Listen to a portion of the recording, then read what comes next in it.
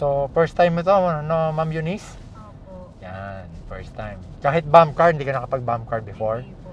Hindi Passenger pa. lang. Okay, so at least biro mo nakapag-drive ka na from dun sa main office namin. Huwag ka lang lilipat ng lane, okay na yan. Sige. Nakapag-drive ka na, no? Mula dun sa main office namin hanggang dito tayo ngayon sa Commonwealth. So, mabilisan ang takbuhan dito, ha? Maraming malilikot na sasakyan, lalo na mga motor. So, alis to tayo sa side mirror, kaliwa kanan. Okay, ano ba yung technique para hindi tayo makabangga at hindi tayo mabangga? Kasi ma'am, ganito ang pinagmumulan ng aksidente lagi, neutral muna. Ang pinagmumulan ng aksidente, yung tipong diretsuhan naman ng daan, bakit nagkakaroon ng banggaan? Kasi, ikaw na driver ka, gusto mong lumipat ng lane, hindi ka muna tumitingin sa side mirror. Hindi ka sumisignal. So, ano in-expect nung kasabayan natin? Sana kung madaling araw, kaso, kahit madaling araw yan, sabi mong ilan lang tayong kotse sa kalsada, kada liko yan, SOP po yan, tingin muna sa side mirror. No? At huwag kakalimutang mag-signal light. Minsan, shoulder check, advice din natin yan, pero syempre, talagang alis na tayo sa side mirror. Lalo na pag nalagpasan mo na yung mga ino-overtake natin, tingin pa rin yan. Bago bumalik, ha? So ngayon, stop naman siya, medyo matagal-tagal yan, kaya in-advise ang kitang neutral. Kasi minsan pag mga long drive, sabay hindi ka pa nangangawit, handbrake mo, o di relax yung paa mo. Diba? Basta ang pinaka-safe. Pag naka-handbrake pa, pwede ko i-release yung brake. Subukan mong handbrake yan. Bitaw mo yung brake. Hindi yan na-atras, hindi yan na-abante kahit pababa.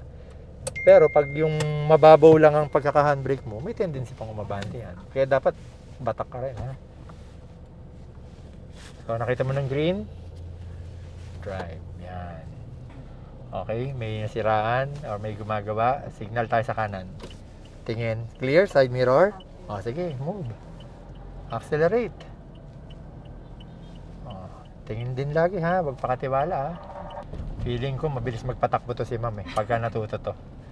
Imaginein mo, sige, diretso ba? Medyo ano na tayo dyan. Alanganin na. Feeling, ngayon ka palang humawak ng manibela, first time mo? Never pa po ako nakapagpaan. Never pa. Pero ganito ka na magpatakbo, ha? Ano pa lang tayo? 3 hours pa lang, no? Sige, accelerate. Unahan mo na to.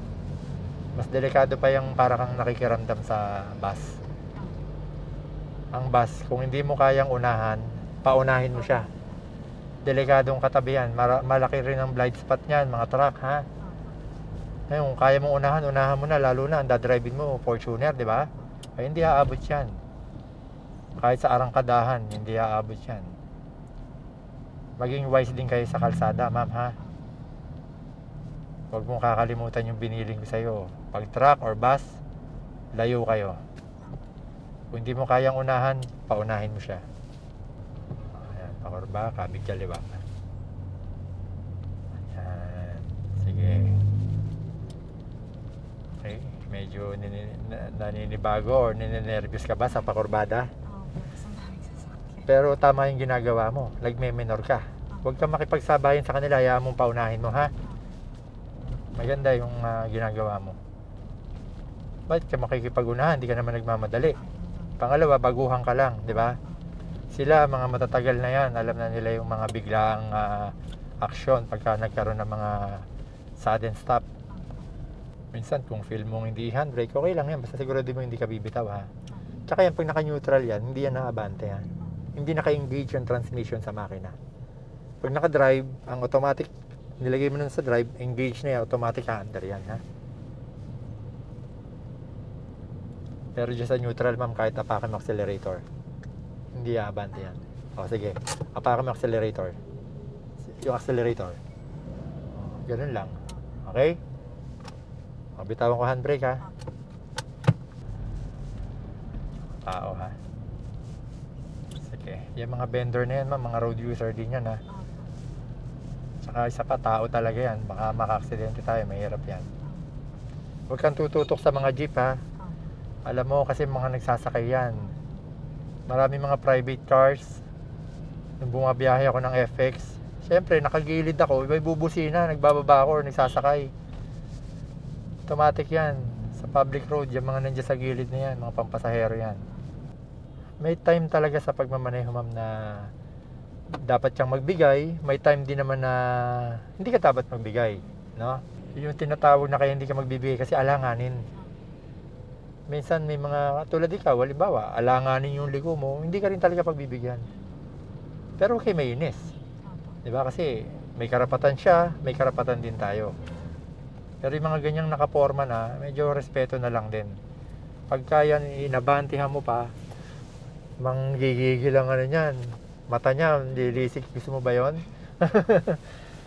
So, ganun, bigayan lang para walang away sa kalye. Minsan sa pagmamaneho mo, magiging negative thinker ka rin ha. Kung halimbawang biglang lumabas, yung taxing biglaan, ang bilis ng takbo mo, alam mo gagawin mo ha. Hapak sa preno or pwedeng kung meron kang tsansa na kumaliwa, kabigin mo kaliwa. Tinatawag tayo na last clear chance. Kaysa banggain mo siya, meron kang pagkakataong makaiwas, umiwas ka ha. Minsan kasi iba masyadong tiwala. Hindi nila alam yung kasama natin sa kalye wala sa hulog kaso nadamay na tayo, di ba? Okay, medyo malayo-layo na yung nararating natin, ma'am ha. Ano uli ang pakiramdam ng medyo tumatagal yung pagmamaneho mo? Mas naging komportable. Yan. Oo, nagagamay mo na, no? Sige. Pagliliko ka, sasabihin mo change lane. Kanina sabi ko, wag kang mag-change lane nang wala kang permiso. Ngayon, kung gusto mo mag-change lane, maglaro kaliwa, kanan, sige. Yung laro na sinabi ko, hindi yung larong parang walang sense ha. Kung matraffic sa sinusundan natin, lipat ka ha. Sige, lumaro ka ngayon. Basta signal ha, tsaka lingon sa side mirror ha.